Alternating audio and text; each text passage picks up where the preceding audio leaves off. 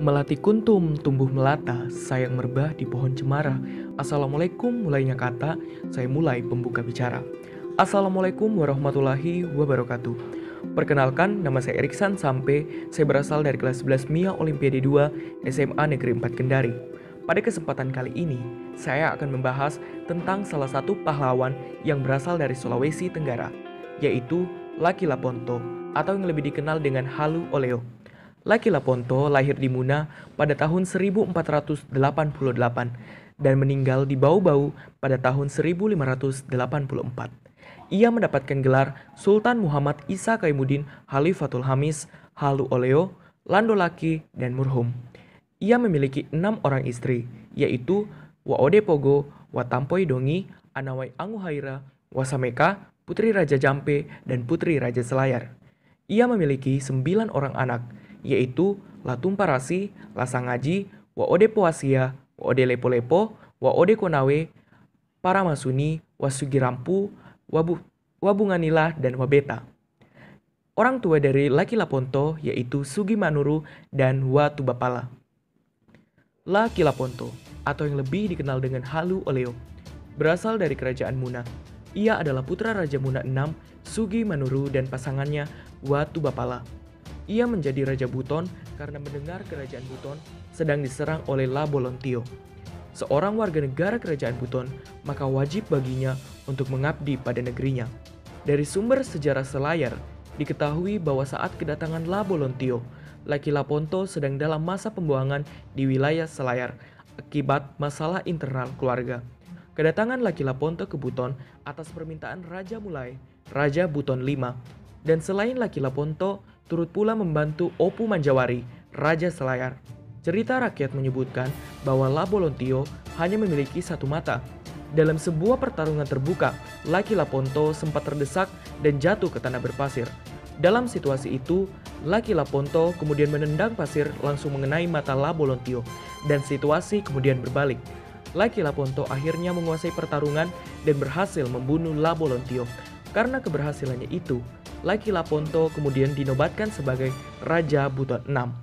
Setelah menjadi Raja Buton, dengan pertimbangan para petinggi kerajaan Buton, dengan mempertimbangkan konsep pertahanan negara mirip perahu bercadik, maka dipertimbangkan untuk membuka wilayah militer dan perwakilan pemerintahan. Maka dia memutuskan untuk mengakhiri masa pemerintahan Kino di Bumbu Naulu dan membuka wilayah baru di wilayah lain Pulau Pancana, yaitu di wilayah Wuna, dan mengabadikan nama wilayah tersebut menjadi nama kerajaan baru, yakni Kerajaan Muna, dan menunjuk adiknya Laposasu menjadi pimpinan di wilayah tersebut sebagai Lakina, Raja Wilayah Federasi Kesultanan Buton.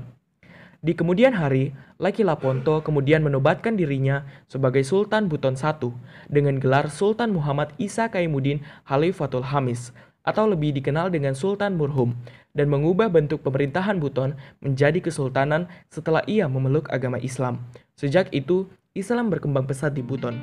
Nama Halu Oleo diabadikan oleh masyarakat Sulawesi Tenggara, yaitu Universitas Halu Oleo, Korem 143 Halu Oleo, dan Bandar Udara Internasional Halu Oleo di Kendari. Kata Halu Oleo diambil dari peristiwa Perang 8 Hari antar Kerajaan Konawe dan Mekonga, yang kemudian didamaikan oleh Laki Laponto karena setelah menjadi Sultan Buton, beliau juga menjadi raja di Kerajaan Konawe. Laki Laponto selain dikenal sebagai pemimpin yang bijak, diyakini pula sebagai kesatria yang tak kenal menyerah dan gigih membela tumpah darahnya. Secara harfiah, Halu Oleo berarti 8 hari dalam bahasa Tolaki atau Alu Goleo dalam bahasa Muna.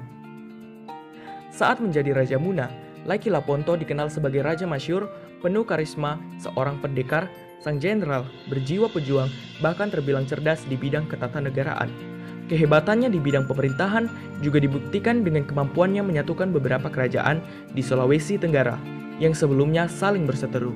Laki Laponto pun memiliki pertalian yang longgar menurut keturunan maupun perkawinan, sehingga namanya terlukis indah di semua lembaran sejarah kerajaan-kerajaan di Sulawesi Tenggara, seperti di Kerajaan Muna, Kerajaan Buton, Kerajaan Konawe, dan di Kerajaan Moronene.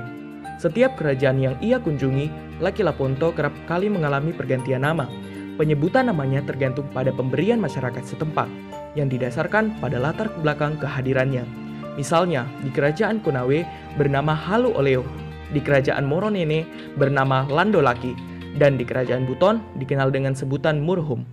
Laki Laponto mengakhiri masa pemerintahannya karena wafat pada tahun 1584 setelah memerintah lebih kurang 46 tahun, sebagai Raja Buton 6 selama 3 tahun dan sebagai Sultan 1 selama 43 tahun.